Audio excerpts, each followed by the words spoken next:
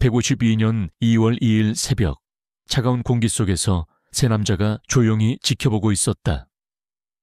땀과 피로 젖은 시트 위에서 두 사람의 몸이 움직였다. 한 명은 공증인으로 손을 떨며 기록을 남겼다. 의사는 임상 기록을 작성했고 사절은 시간을 세고 있었다. 이건 결혼식이 아니었다. 감시였다. 문서화였다. 외교라는 이름으로 포장된 모독이었다. 22세 루크레치아 보르자는 지친 몸으로 페라라 공작 알폰소 1세 밑에 누워 있었다. 그날 밤 세 번째 합방이었다. 그녀의 허벅지는 떨렸고 숨소리는 억눌린 신음 같았다.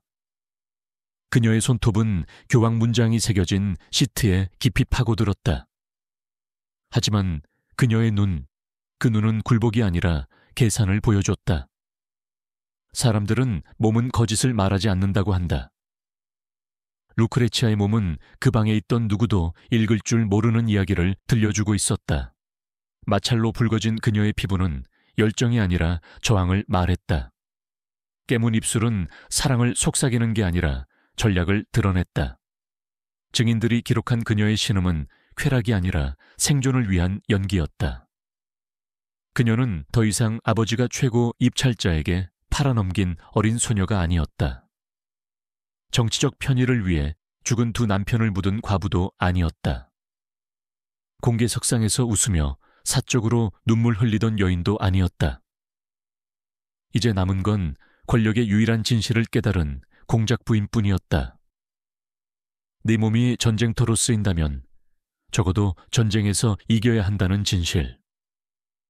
새벽이 되자 마지막 증인이 마지막 문서에 서명했다. 합방의 증거가 봉인되어 교황에게 보내졌다.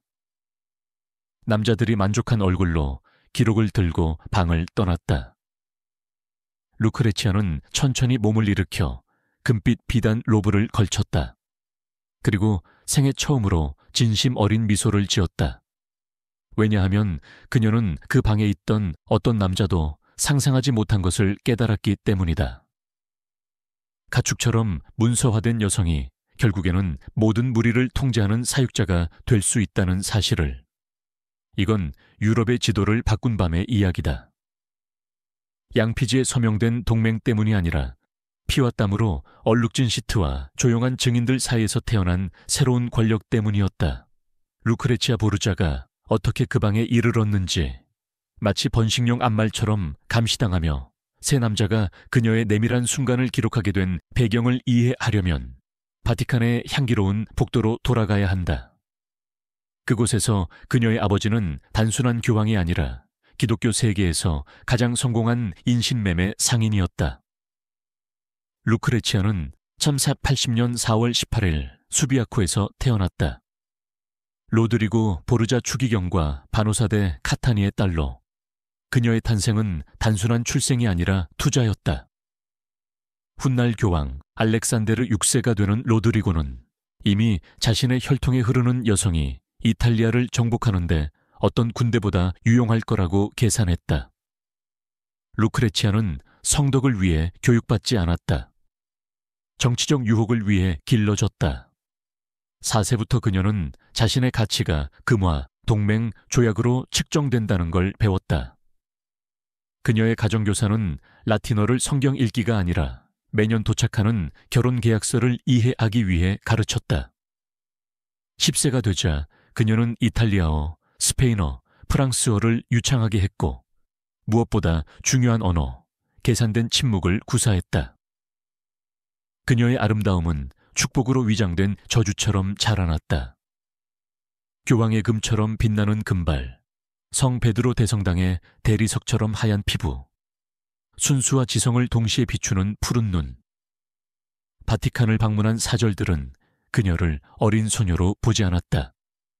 곧 경매에 나올 예술품처럼 평가했다. 첫 구원자는 루크레치아가 1세 때 찾아왔다. 페사로의 영주 조반니 스포르차였다. 그녀보다 30세나 많았고 포도주 냄새 나는 숨결과 나이보다 방탕함 때문에 떨리는 손을 가진 남자였다. 결혼은 사큐 93년에 치러졌다. 그녀가 겨우 초경을 시작했을 때였다. 아버지는 우아하게 수표에 서명하듯 딴 듯 그녀를 넘겼다. 다음 거래를 이미 계산하며 망설임 없이. 하지만 스포르차와의 결혼은 실패한 투자였다. 조반니는 약했고 겁쟁이였으며 정치적으로 무능했다. 더 나쁜 건 보르자가 기대한 빈도로 합방을 하지 못했다는 점이다. 알렉산데르 유부세는 손자를 상속인을 딸의 자궁에서 보르자의 대의를 위한 병사를 원했다. 조반니가 장식품에 불과하다는 게 분명해지자 결혼 무효화는 피할 수 없었다. 무효화의 이유는 단순하면서도 잔인했다. 남편의 발기부전. 16세의 루크레치아는 교회 법정에서 남편이 부부의 의무를 다하지 못했다고 증언해야 했다. 그 굴욕은 공개적이었고 문서화되었으며 교황의 인장으로 봉인되었다. 조반니는 복수를 맹세하며 로마를 떠났지만 이미 중요하지 않았다. 루크레치아는 보르자 가문의 첫 번째 권력 교훈을 배웠다. 약한 남자는 낡은 옷처럼 버려진다는 것. 두 번째 결혼은 1498년에 이루어졌다. 아라곤의 알폰소 비셀리 공작. 그는 조반니와 달랐다. 젊고 잘생겼으며 나폴리 왕족의 피를 이어받은 처남이었다. 이번엔 루크레치아가 사랑에 빠졌다. 18세의 알폰소는 천사 같은 얼굴과 교황청의 잔인함과 대조되는 부드러운 매너를 가졌다. 그들의 합방은 진심이었고 열정적이었으며 의사들이 두 사람 모두의 생식 능력을 확인하며 문서화했다. 2년 동안 루크레치아는 행복 비슷한 것을 알았다. 알폰소는 그녀를 투자로 보지 않고 여인으로 대했다. 그는 그녀에게 시를 썼고 바티칸 정원을 함께 걸으며 누구도 들어선 안 될 비밀을 속삭였다. 그들은 아들 로드리고를 낳았고 루크레치아는 처음으로 사랑이 정치와 공존할 수 있다고 믿었다. 하지만 보르자 가문은 허락되지 않은 행복을 용서하지 않는다. 1500년 7월 15일 알폰소는 성 베드로 대성당 계단에서 암살자들에게 공격당했다. 상처는 치명적이지 않았지만 회복 과정은 달랐다. 루크레치아가 그의 곁에서 간호하던 어느 밤 누군가 방에 들어와 일을 끝냈다. 방법은 비단끈으로 목을 조르는 것. 루크레치아가 몸에 걸쳤던 그 비단과 같은 소재였다. 새벽에 그녀는 그의 시신을 발견했다. 소리 지르지 않았고 울지도 않았다. 그저 차가운 그의 얼굴을 쓰다듬으며 의사가 올 때까지 기다렸다. 그날 그녀는 보르자 가문의 두 번째 교훈을 배웠다. 사랑은 약자들이 감당할 수 없는 사치라는 것. 아버지는 그녀에게 3개월의 애도 기간을 허락했다. 그리고 새 구원자 명단을 내밀었다. 바티칸의 접견실은 경매장처럼 변했다. 향, 금, 대리석, 그리고 유럽 곳곳에서 도착한 결혼 제안이 담긴 밀봉된 봉투들로 가득했다. 1701년 1월 루크레치아 보르자는 공식적으로 경매대에 올랐다. 하지만 이번엔 조건이 달라졌다. 페라라 공작 알폰소 1세는 평범한 귀족이 아니었다. 군사 엔지니어이자 포병 전문가였고 이탈리아 북부에서 가장 번영한 도시의 영주였다. 35세의 그는 첫 번째 아내를 드라마 없이 묻었고 대포와 외교를 치명적인 정확성으로 다뤘다. 그의 사절들이 로마에 왔을 때 그들은 구애하러 온 게 아니라 협상하러 왔다. 그들이 제시한 조건은 보르자 가문의 기준에서도 파격적이었다. 10만 두카트의 지참금, 첸토 요새, 내피 공국, 그리고 한 가지 더. 결혼이 확실히 합방으로 완성되고 그들이 정한 절차에 따라 문서화될 것이라는 절대적인 보장. 그들은 발기부전이라는 핑계로 무효화되는 일을 원치 않았다. 정통성에 대한 의심도 받아들이지 않았다. 그들은 확실한 증거를 원했다.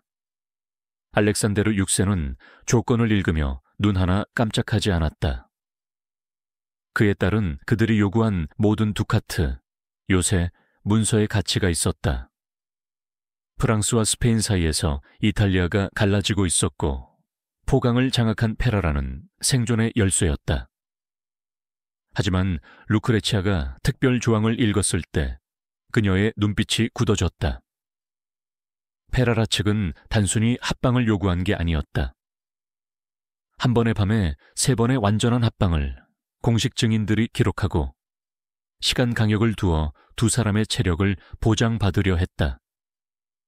성행위는 행정적 공연이 되었고 모든 신음은 법적 증거로 기록될 터였다. 내 몸은 내 것이 아니야. 그녀의 시녀가 페라라로 떠날 짐을 꾸리며 속삭였다. 늘 그랬지. 루크레치아는 대답하지 않았다. 위험한 생각을 시작했기 때문이다. 만약 그녀의 몸이 도구로 쓰일 거라면 적어도 그녀가 음악을 고를 거였다. 로마에서 페라라까지의 여정은 2주 걸렸다.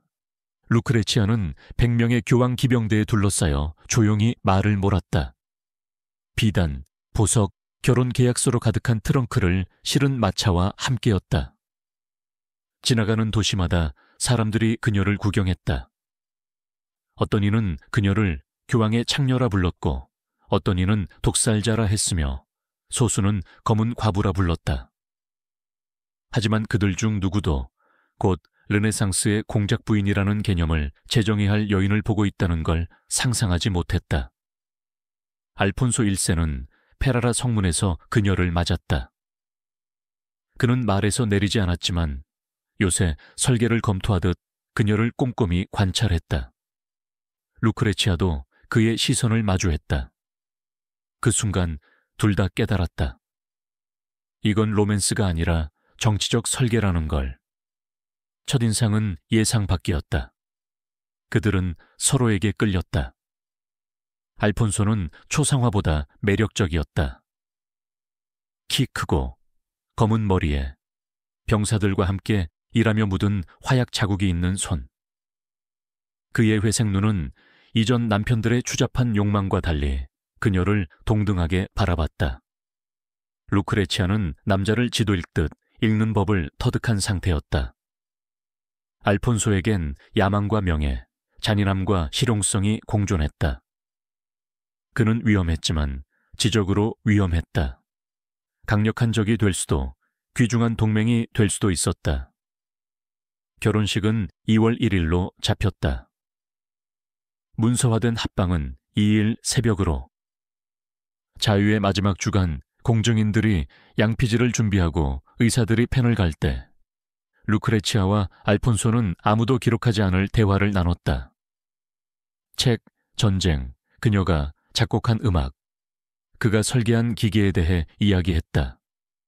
둘 다 라틴어를 유창히 읽었고 교황청의 위선을 경멸했으며 결혼이 연극이지만 생존은 진짜라는 걸 이해했다. 결혼 전날 밤 알폰소는 궁전 도서관에서 루크레치아를 발견했다. 그녀는 모든 지휘관이 읽는 전략서 베게티우스의 디 리 밀리타리를 읽고 있었다. 전투 준비하는 거야. 그가 물었다. 전쟁을 준비하는 거지. 그녀는 책에서 눈을 떼지 않고 답했다. 내일부터 우리는 수십 년 이어질 전쟁을 시작해.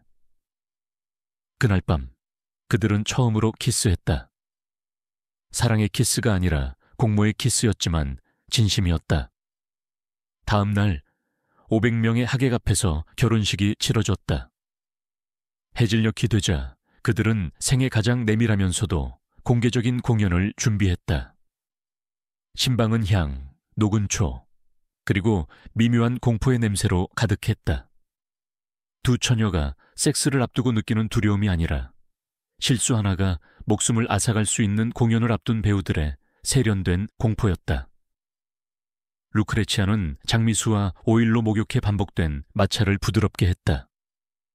진주로 따은 머리는 얇은 비단 잠옷 위로 늘어졌다. 그 옷은 보호라기보다 약속에 가까웠다. 알폰소는 쉽게 벗길 수 있는 적포도주색 튜닉을 입었다. 특정 관객을 위한 친밀한 연극을 위해 설계된 복장이었다. 증인들은 이미 지정된 자리에 있었다. 공증인 줄리안 오데라, 로베레는 양피지, 잉크, 인장을 준비했다. 페라라 궁정의 의사 메스트로 토리아니는 처녀성 상실과 남성의 체력을 확인할 도구를 들고 있었다.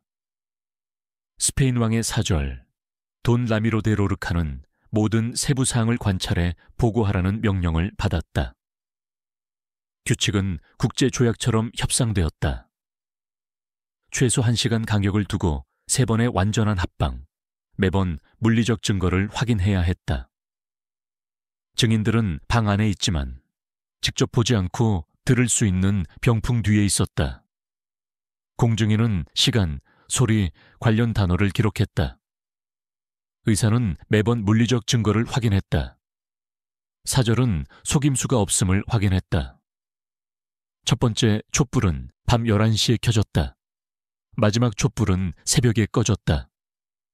그 사이 루크레치아 보르자와 알폰소 데스테는 그들의 몸이 서명만큼이나 동맹을 확실히 맺을 수 있음을 증명해야 했다.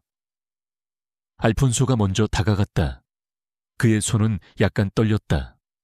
긴장 때문이 아니라 억눌린 분노 때문이었다.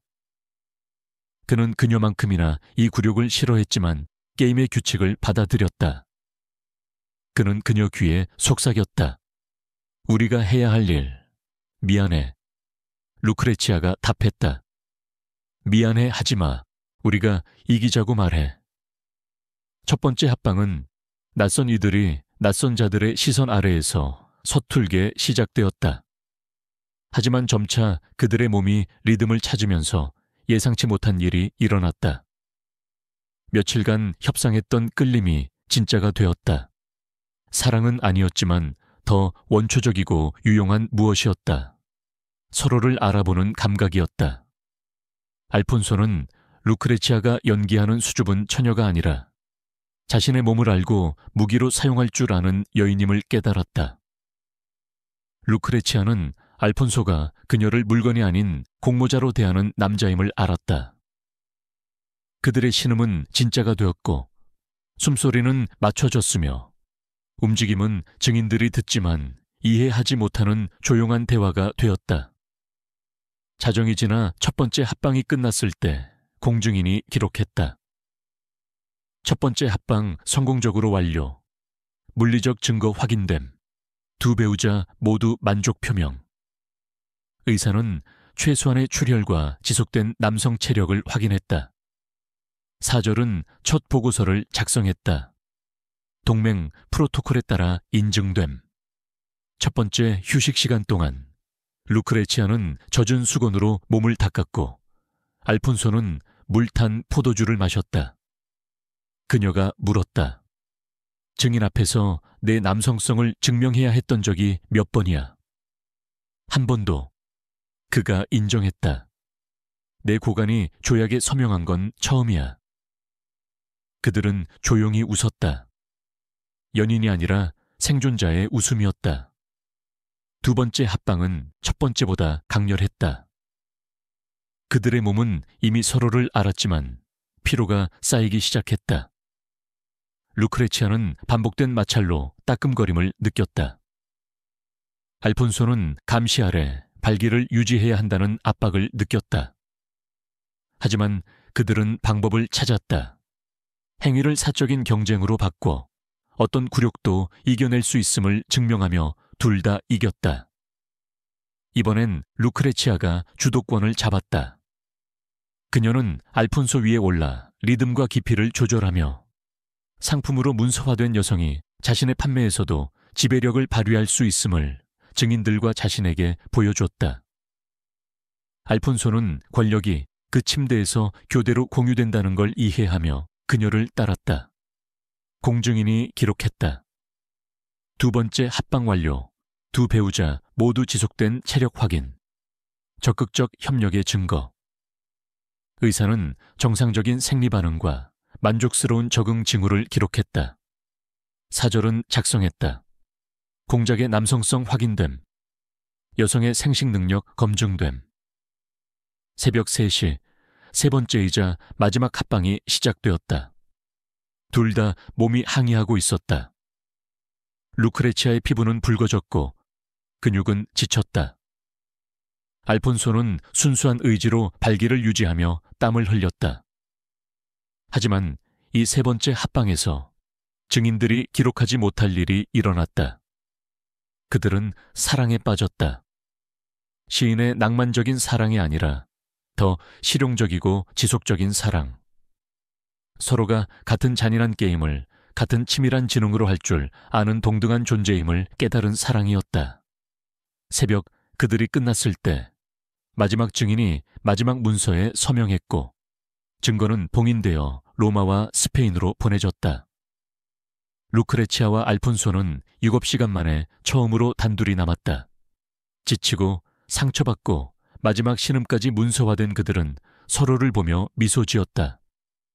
그들은 결혼 계약서가 보장할 수 없는 것을 얻었다. 평생의 공모자를 찾은 것이다. 문서는 사흘 뒤 로마에 도착했다. 알렉산데르 6세는 세기의 거래를 성사시킨 상인처럼 만족하며 읽었다.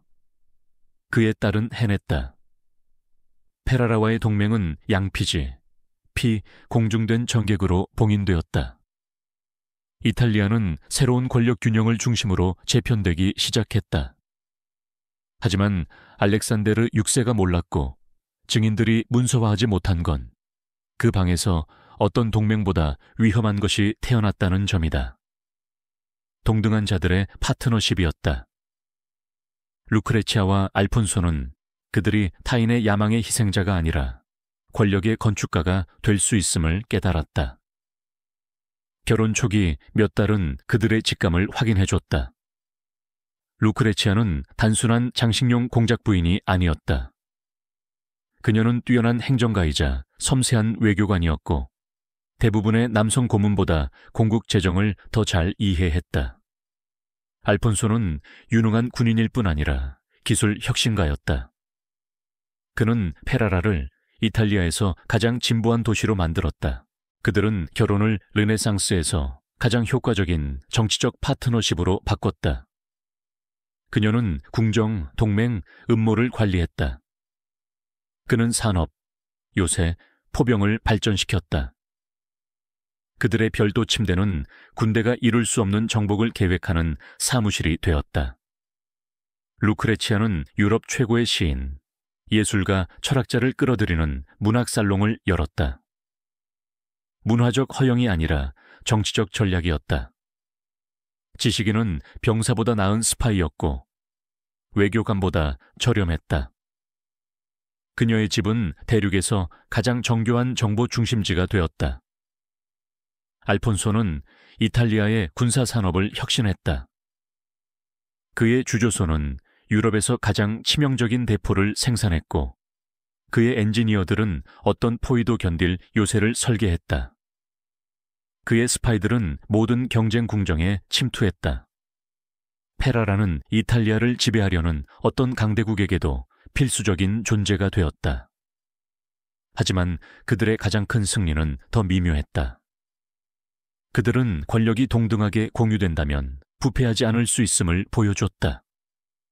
루크레치아는 더 이상 결혼 협박의 피해자가 아니었다.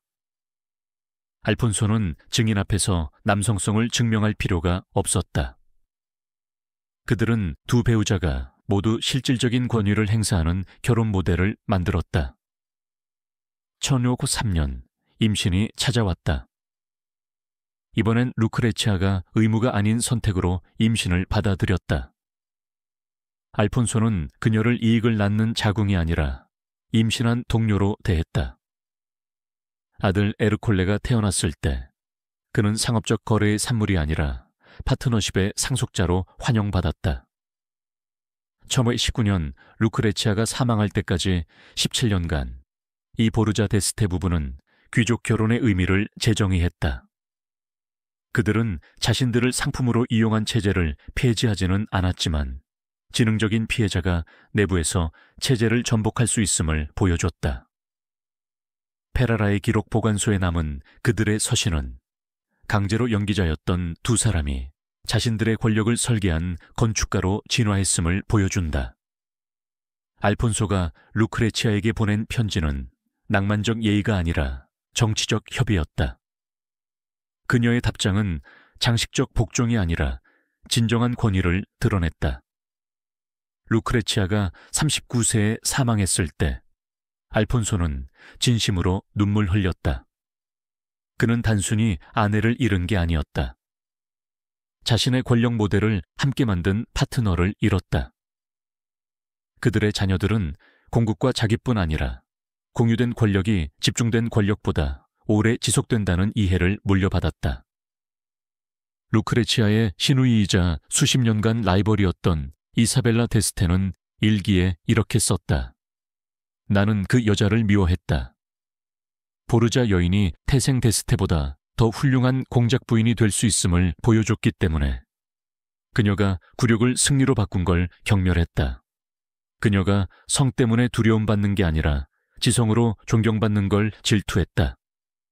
수세기 후 1112년 2월에 그 밤의 문서들이 우연히 분실된 것으로 밝혀졌다. 어떤 기록자는 루크레치아가 자신의 역사적 내러티브를 통제할 만큼 권력을 얻은 후 그 문서들을 없애버렸다고 추측한다. 다른 이들은 알폰소가 아내의 사망 후 둘 다 인증된 가축으로 전락했던 그 밤의 모든 증거를 태워버렸다고 믿는다. 그것은 그가 그녀에게 보여준 마지막 사랑의 행위였다. 500년이 지난 오늘 정부가 통제를 위해 타인의 내밀함을 문서화하고 여성의 몸이 여전히 정치적 전쟁터로 사용되며 권력을 위해 사생활이 희생될 때 루크레치아 보르자의 이야기는 여전히 경고이자 희망으로 울린다. 그녀는 적들이 묘사한 교황의 매춘부도 전설이 신비화한 독살자도 아니었다. 그녀는 자신의 객관화를 무기로 삼아 상품으로의 전락을 진정한 권력을 구축하는 플랫폼으로 바꾼 여인이었다. 그녀는 억압체제를 정면으로 파괴하지 않고도 전복할 수 있는 지능적인 피해자임을 보여줬다. 루크레치아는 정치적 결혼을 폐지하지 않았다. 그것을 동등한 파트너십으로 재정의했다. 내밀함의 문서화를 없애지 않았다. 그녀가 대본을 쓰는 연극으로 바꿨다. 보르자 체제를 탈출하지 않았다. 그것을 도약대 삼아 새로운 것을 창조했다. 그녀의 진정한 승리는 3번의 결혼을 살아남은 게 아니었다. 팔리도록 교육받은 여성이 사는 법을 배운 것, 법적 증거로 문서화된 몸이 정치적 해방의 도구가 될 수 있음을 보여준 것, 공유된 굴욕이 동등한 자들 사이에서 혁명적 공모로 변할 수 있음을 증명한 것이었다. 억압체제는 영웅적인 폭발로 죽지 않는다. 가장 순종적인 피해자처럼 보이는 이들이 실행하는 조용한 변화로 죽는다. 루크레치아 보르자는 여성의 복종을 확인하는 예외가 아니었다. 그녀는 지능적인 여성이 자신을 파괴하려는 게임을 이기는 새로운 규칙의 건축가였다. 그리고 그 이야기는 오늘날 여전히 절실하다. 사람들을 기능으로 축소하는 체제가 존재하는 한, 권력을 위해 타인의 내밀함을 기록하는 이들이 있는 한, 몸이 정복 가능한 영토로 남아있는 한, 우리는 3번의 합방을 증인 앞에서 치르고도 그 문서화된 모욕을 새로운 권력의 탄생으로 바꾼 공작 부인을 기억해야 한다. 이 이야기가 당신을 우리처럼 전율하게 했다면 권력, 저항, 지성이 역사의 가장 어둡고 빛나는 페이지에서 얽히는 더 많은 이야기를 위해 구독을 잊지 마세요. 이 영상을 공유해 다른 이들도 진정한 혁명이 항상 소리치지 않는다는 걸 알게 해주세요. 때로는 속삭이고, 때로는 신음하며, 때로는 정확한 방역에 순간까지 생존한다.